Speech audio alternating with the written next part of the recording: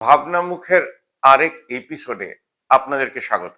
उत्तराखंड के जौनसार बाबर क्षेत्र में खचशिलगांव के पंचरा भजरा स्थित महासू देवता मंदिर परिसर में ग्रामीणों की एक बैठक हुई।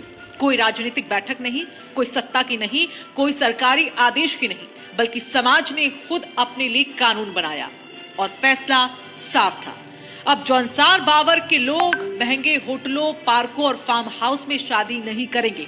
शादी होगी तो गांव में होगी, घर आंगन में होगी, परंपरा और सादगी के साथ होगी। ये फैसला खत सयाड़ तुलसी राम शर्मा की अध्यक्षता में सर्वसम्मति से लिया गया। ভাবনা মুখের আরেক এপিসোডে আপনাদেরকে স্বাগত। Running a trade deficit. Look, they're all cheating me. But all that's happening is the United States is outspending its national income. Donald Trump के राष्ट्रपति बनने के बाद मोदी बिन बुलाए ही अमेरिका गए थे। अब ट्रंप ने एक कार्यक्रम में बताया है कि मेरे राष्ट्रपति बनने के बाद नरेंद्र मोदी ने मुझे कॉल कर कहा कि सर मैं आपसे मिलने आ सकता हूं प्लीज। इस पर ट्रंप ने हां करते हुए उन्हें बुला लिया था। लेकिन आपको याद होगा कि दुनिया के सभी नेताओं को ट्रंप रिसीव करने पहुंचे थे, लेकिन नरेंद्र मोदी को ट्रंप ने रिसीव नहीं किया। আমরা শূন্যে দাঁড়িয়ে আছি, মহা আকাশের শূন্যে দাঁড়িয়ে আছি, যেখান থেকে কোনো রিপ্লাই আসবে না। আপনি আপনার সন্তানের ভবিষ্যৎ লিখবেন, সেই সিস্টেমটা তৈরির নাম হবে মডার্ন ইতিহাস of India and the world. তখন গিয়ে চেঞ্জ আসবে। কখনো ভেবেছেন ভেনিজুয়েলার প্রেসিডেন্টকে ধরে নিয়ে গেল, সেখানকার সিটিজেনের কি হলো? শ্রীলঙ্কাতে একটা আপরেজিং হলো, সেখানকার সিটিজেনদের কি হলো? বাংলাদেশের প্রেসিডেন্টকে আমরা নিয়ে আসি, বাংলাদেশের সিটিজেনদের কি হলো? সিটিজেনরা যদি মূর্খ হয় তাদের সঙ্গে এটাই হবে, আর সিটিজেনরা যদি ইন্টেলিজেন্ট হয়, তাদের পেনের ব্যবহার জানে, তাহলে নেক্সট ইতিহাস অশোকার লেখা হবে না, আলেকজান্ডারের লেখা হবে না, না প্রেসিডেন্ট ট্রাম্প না মোদির লেখা হবে, না মমতাদির লেখা হবে, না স্ট্যালিনের লেখা হবে, না অরবিন্দ কেজরিওয়ালের লেখা হবে। নেক্সট মডার্ন ইতিহাস সাধারণ মানুষের আপরাইজিং এন্ড ইকোনমিক রেভলিউশন কিভাবে দেশে এসেছিল মাসে একটা দিন দিয়ে, সেটা দিয়ে লেখা হবে। ये चुटकुला सुना रही है सरकार।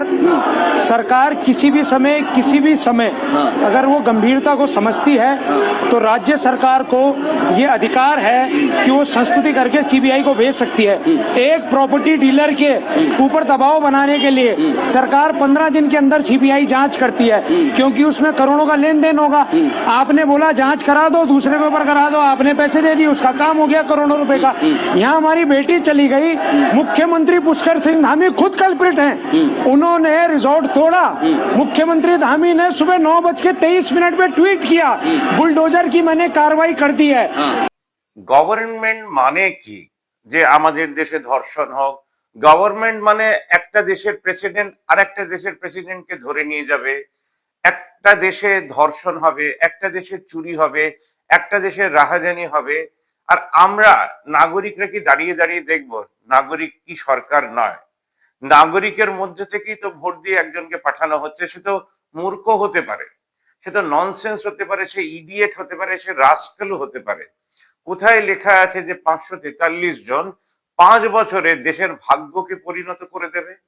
সরকার মানেটা কি? একজন সাংবাদিক বলছে দেশ তো আমাদের। सर ये बताइए, सच बोल पाएंगे? एसडीएम मैम सच बोल पाएंगे? सच बोलते हैं तब बताइए। देश हमारा, सब कुछ हमारा, डिसाइड आप लोग कैसे करेंगे? তাহলে আপনারা কে ডিসিশন নেবার? ইন্ডিয়ান প্রাইম মিনিস্টার ফোন করছে আমেরিকান প্রেসিডেন্টকে যে আমি তোমার সঙ্গে দেখা করতে চাই, তিনি বলছেন হ্যাঁ। পৃথিবীর সব প্রাইম মিনিস্টারকে তিনি রিসিভ করছেন, আমাদের দেশের প্রাইম মিনিস্টারকে রিসিভ করেননি। কেন করেননি? প্রাইম মিনিস্টার না যত ছোট হয়েছে দেশ আর দেশের নাগরিক। কারণ আমেরিকা এই ডিসিশনটা নিতে পারে যে আমি ইন্ডিয়াকে ছোট করব, তাতে 140 কোটির কিছু যায় আসে না। 140 কোটি ডিভাইড বাই 1000 করে যদি আমরা নিজেদেরকে এতগুলো ইউনিট ভাবি, তাহলে ভারতবর্ষে 5 লক্ষের বেশি এনজিও আছে, হিউম্যান রাইটস আছে, সোশ্যাল সংগঠনরা আছে। ভাবুন, সরকার মানে কি যাকে ট্যাক্স দিচ্ছি সে? তাকে ধর্মের নামে যে হাজারো হাজারো মন্দির খুলেছেন আর কোটি কোটি লোকেরা সেখানে চাকরি করছে, তারা কে? মঙ্গল গ্রহ থেকে এসছে। আমাদের দেশের সুলভ ইন্টারন্যাশনাল খোলা হয়েছে, সেখানে যারা চাকরি করে তারা কি জুপিটার থেকে এসছে? আমাদের দেশে হাজারো হাজারো মানুষ রাস্তায় নেমে বস্ত্র দান করে, কাপড় দান করে, কাগজ দান করে, রক্ত দান করে, অঙ্গ দান করে, কিডন্যাপড হয়ে। কারণ আমাদের দেশে কোনো রুল অফ ল নেই। রুল অফ ল মানে নাগরিককে ভালো রাখার মতন কোনো ল নেই। তাই আমাদের দেশের সংবিধানে কোথাও লেখা নেই যে আমরা পদ্মশীদের পাশে দাঁড়াবো, তাদেরকে সারা জীবন খাওয়াবো, পড়াবো, কাপড় চোপড় দেবো, অপারেশন কস্ট ফ্রি করে দেবো, বাড়ি দেব। তার কথা মতন চলবো না। বছরে একবার প্রেসিডেন্টের সামনে স্লেভের মতন প্রেজেন্ট করে একটা সার্টিফিকেট ধরিয়ে দেব, তার চেয়ে বেশি আর কিছু করব না। দেবভূমি যে প্রথম শটটা আপনাদেরকে দেখালাম, দেবভূমিতে সাধারণ মানুষ ডিসিশন নিচ্ছে যে মেয়ের বিয়েতে আর বেশি খরচা করব না। আমার সালানা ইনকাম 2 লাখ টাকা নয়, আর মেয়ের বিয়েতে 12 লাখ টাকা খরচা করে আমি দেনদার হব না। এই হাজার হাজার বছর পুরনো প্রথাকে অ্যাডাপ্ট করে যে কনস্টিটিউশন লেখা হয়েছে সেটাই ল। তার ভেতরে হাজার ধরনের ভুল আছে, সেটা আমাদের দেশের সরকারকে দেখলেই বোঝা যায়। আমাদের দেশে একটা কর্মীও ইন্টেলিজেন্ট নয়, সে মূর্খতাকে রিপ্রেজেন্ট করে। সে পিএইচডি হোক, সে এমএ হোক, সে যা ইচ্ছে পড়ালেখা করে পাশ করে আসুক, সে তার পাড়ার কাজে লাগে না, সমাজের কাজে লাগে না। আমি ভারতবর্ষের সব কর্মীকে জিজ্ঞেস করছি, লাস্ট 11 বছরে আপনার পার্টিরা, শুধু বিজেপি না, কংগ্রেস, সিপিএম, কি কাজ দিয়েছে আপনাকে? নেতারা তো হেঁটে হেঁটে ঘুরে বেড়াচ্ছেন, বড় বড় কথা বলছেন, ট্রাক ড্রাইভারদের সঙ্গে বসছেন, আর একজন আমেরিকান প্রেসিডেন্ট, চায়নার প্রেসিডেন্ট, বাংলাদেশের প্রেসিডেন্টকে ধরেও নিয়ে এসছেন দেশে, এসো খাওয়া দাওয়া, আর বাংলাদেশে আমরা যা হবে হিন্দুদের এগেনস্টে স্পিকটি নট হয়ে যাব। কেন এরকম হচ্ছে?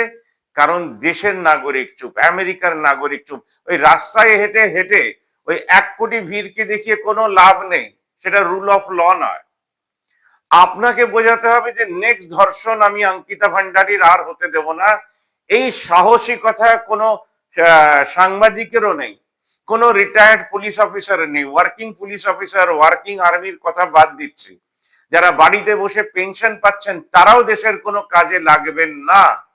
তার মানে সরকারি কর্মচারী আউট, সরকারি পুলিশ রিটায়ার্ড আউট, সরকারি জওয়ানরা আউট, আমাদের দেশে কর্পোরেটরা আউট, যারা এলিটিস্ট সোসাইটিকে রিপ্রেজেন্ট করে সবাই আউট। তার মানে ভারতবর্ষে চেঞ্জ আনবে কারা? নিচের লেভেল থেকে আর কিছু সাংবাদিকরা। সেই সাংবাদিকরা এখনো জানে না যে দেশে কোনো মুভমেন্টের দরকার। 1000 কোটি টাকার নির্ভয়া ফান্ড, একটাও এন্টি রেপ সেন্টার মায়েদের হাত থেকে খোলানো হয়নি। সেই মূর্খ দেশ আমরা বিশ্বে কেন পাড়াতেও মহান নই। ডিএল রয় বাঁশ দিয়ে গেছেন, কিন্তু একটা কথা বুঝিয়ে গেছেন যে দেশের প্রাইম মিনিস্টাররা জাগলে দেশে জাগরণ হয় না। প্রত্যেকটা জায়গা থেকে শিক্ষিত মানুষের নিয়মিত কাজ দেশে চেঞ্জ আনতে পারে, যে কাজটা পাখিরা সহজেই করে থাকে।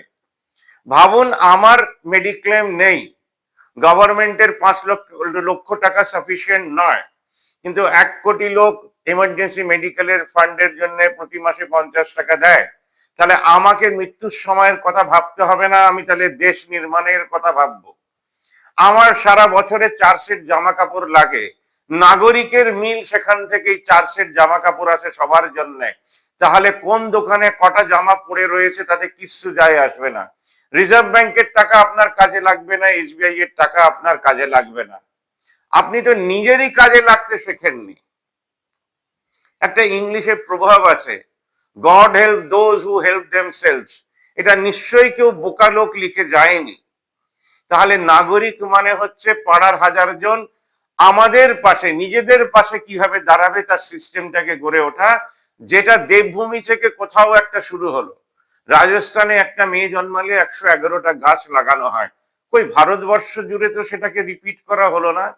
কিন্তু ধর্ষককারী কাশ্মীরেও আছে, ধর্ষককারী কন্যাকুমারীতে আছে, ধর্ষক বাংলায় আছে, ধর্ষক ওড়িশায় আছে, ধর্ষক এমপিতে আছে, ধর্ষক ইউপিতে আছে, ইউপি নাম্বার 1 লিস্টে আছে, ধর্ষক মহারাষ্ট্রে আছে। তার মানে ক্রিমিনালরা সব জায়গায় একইভাবে কাজ করে, ক্রিমিনালরা সব জায়গায় একইভাবে ঘুষ খায়, শেয়ার করে করে খায়। যদি ভারতের ইতিহাস দেখেন, কর্ণাটকে খাদান থেকে যে টাকা আসে বিজেপি কংগ্রেস সমানভাবে ভাগ করে নেয়। তাই বিজেপির ব্যাংক অ্যাকাউন্টে কত, কংগ্রেসের ব্যাংক অ্যাকাউন্টে কত জানার দরকার নেই। সুইজারল্যান্ডে তাদের ব্যাংক অ্যাকাউন্টে কত, না আপনি সেইভাবে ভাবতেও শেখেননি।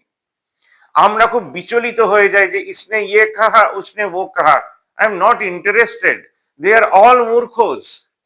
তারা কি বললো তার জন্য সারা জীবন আমি টিভির দিকে তাকিয়ে আছি, তাহলে আপনি একটি আরো বড় মূর্খ। এই মূর্খতার থেকে বেরোনোর জন্য কালকে একটা অসাধারণ কথোপকথন হলো, সেটা শোনাচ্ছি, রেকর্ড করিনি কারণ আমি সবাইকে জিজ্ঞেস করে রেকর্ড করি। তিনি বিজেপি করেন, ব্যারাকপুরে থাকেন। তা আমি বললাম আপনারা এত মূর্খ, এত কনফিউজড কেন? আমার ঠাকুরদাকে চাকরি দেবেন যে 1947 নিয়ে কথা বলছেন, আমার বাবাকে, আমার মৃত বাবাকে চাকরি দেবেন যে 1964 1970s নিয়ে কথা বলছেন, দেশের নাম চেঞ্জ করছেন, এর নাম চেঞ্জ করছেন, তার নাম চেঞ্জ করছেন, দেশ চালাতে জানেন না? আজকে লাস্ট 11 বছরে আপনাকে কোন কাজ দিয়েছে বিজেপি যে আপনি বিজেপি? আর সবচেয়ে প্রথম কথা হচ্ছে আমাদের দেশে কোনো কর্মী আছে সেটাই আমি মানি না। যদি কর্মী থাকতেন না, ডেডিকেটেড থাকতেন, তাহলে মেয়েদের একটা অ্যাকাউন্ট হতো ফর গার্লস ম্যারেজ, ম্যারেজে খরচা করার জন্য না, তার সংসার চালানোর জন্য। যে মুহূর্তে একটা মেয়ে জন্মাতো দেশের 1 কোটি লোক, মানে 20 কোটি লোককে এমন ইন্সপায়ার করা হতো যে সেখানে 100 টাকা প্রতি মাসে দেয়, কেউ 1000 টাকা দেয়, কেউ 2000 টাকা দেয়, কেউ 3000 টাকা দেয়, যাতে একটা মেয়ের বিয়েতে 1 কোটি টাকা গভর্নমেন্ট দিতে পারে। গভর্নমেন্টের নির্ভয়া প্রকল্প আছে, গঙ্গা অভিযান, গঙ্গা পরিষ্কার অভিযান প্রকল্প আছে, তাহলে মেয়েদের পাশে বিজেপির তো অনেকগুলো, বিজেপি কেন তৃণমূল সবারই একটা মেয়েদের নামে লাগলি টাগলি অনেক কিছু রয়েছে, লক্ষ্মী ভান্ডার রয়েছে, কেন 1 কোটি দেওয়া গেল না কেন? তাহলে তো গভর্নমেন্ট বলতে পারো এক সে ज्यादा বাচ্চে নেই না, গভর্নমেন্ট কোনো দায়িত্বই দেশের নেয়নি, সে শুধু ট্যাক্স নিয়ে নিজের উপরে খরচা করে। তাই বিজেপির এতগুলো পার্টি অফিস, আর সাধারণ মানুষের পার্টি অফিসে গিয়ে দেখুন সবকটা সুন্দর সুন্দর ছবি ঝুলছে, যাদের মস্তিষ্ক ব্যবহার করে দেশটা উন্নত মানের হতে পারতো, হতে পারেনি। সেই সব ছবিতে ধুল জমে রয়েছে, কারণ তারা ডিবেট করে না যে আমাদের পার্টি অফিস নোংরা কেন, আমাদের রেলওয়ে স্টেশন গুলো নোংরা কেন, কারণ আমরা নোংরা করি। এই যে উপচে পড়েছে না যে ডাস্টবিন থেকে মালগুলো, সেগুলো আমরা we the citizens of India. কারণ প্রিএমবেলের কনস্টিটিউশনে we the people of India যেটা লেখা আছে, সেটা বোঝার মতন শক্তি কোনো লয়ারেরও নেই, কোনো জাজেরও নেই, কোনো পুলিশেরও নেই, কোনো আর্মির নেই, কোনো ইঞ্জিনিয়ারের নেই, কোনো ডক্টরের নেই। আমি এখন অব্দি কাউকে খুঁজে পাইনি যে দেশের প্রতি এত ডেডিকেশন আছে যে 2000 মানুষ কোন জায়গার এক হয়ে আর্থিক রেভলিউশন আনবেন। বিকাশ ভট্টাচার্যেরও নেই। আমরা শূন্যে দাঁড়িয়ে আছি, মহা আকাশের শূন্যে দাঁড়িয়ে আছি, যেখান থেকে কোনো রিপ্লাই আসবে না। আপনি আপনার সন্তানের ভবিষ্যৎ লিখবেন, সেই সিস্টেমটা তৈরির নাম হবে মডার্ন ইতিহাস of India and the world. তখন গিয়ে চেঞ্জ আসবে। কখনো ভেবেছেন ভেনিজুয়েলার প্রেসিডেন্টকে ধরে নিয়ে গেল, সেখানকার সিটিজেনের কি হলো? শ্রীলঙ্কাতে একটা আপরেজিং হলো, সেখানকার সিটিজেনদের কি হলো? বাংলাদেশে প্রেসিডেন্টকে আমরা নিয়ে আসি, বাংলাদেশের সিটিজেনদের কি হলো? সিটিজেনরা যদি মূর্খ হয় তাদের সঙ্গে এটাই হবে, আর সিটিজেনরা যদি ইন্টেলিজেন্ট হয়, তাদের পেনের ব্যবহার জানে, তাহলে নেক্সট ইতিহাস অশোকার লেখা হবে না, আলেকজান্ডারের লেখা হবে না, না প্রেসিডেন্ট ট্রাম্প না মোদির লেখা হবে, না মমতাদির লেখা হবে, না স্ট্যালিনের লেখা হবে, না অরবিন্দ কেজরিওয়ালের লেখা হবে। নেক্সট মডার্ন ইতিহাস সাধারণ মানুষের আপরাইজিং এন্ড ইকোনমিক রেভলিউশন কিভাবে দেশে এসেছিল মাসে একটা দিন দিয়ে, সেটা দিয়ে লেখা হবে।